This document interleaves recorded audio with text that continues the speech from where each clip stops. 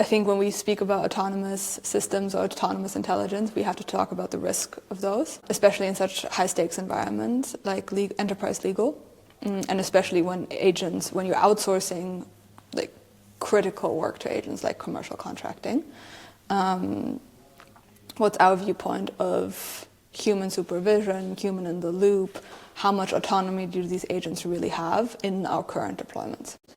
So one of our major learnings in 2025 was how critical it is to build a system that is not used by human experts, but that includes human experts as a component of that system to govern quality, definition of done, run checks and balances on it, and everything else. The same way as you'd expect a senior lawyer to observe and check and govern the work of junior lawyers and set guardrails for them and everything else. What have you seen practically in the risk tolerance of our customers rolling out agents, fully autonomous agents to the business? Yeah, it's a good question, and it massively depends on the use case.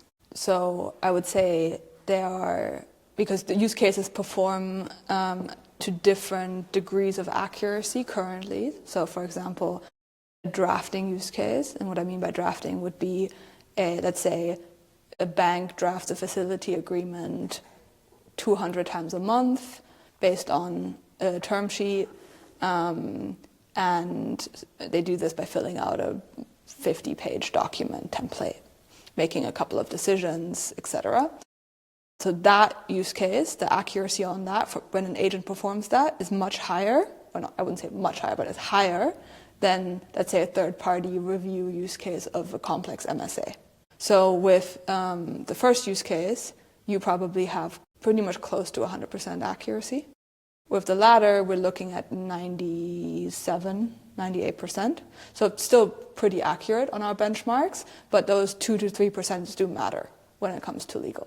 So I think that's one kind of factor when addressing which use cases they feel confident giving straight back to the business versus which ones they internally supervise in the legal team.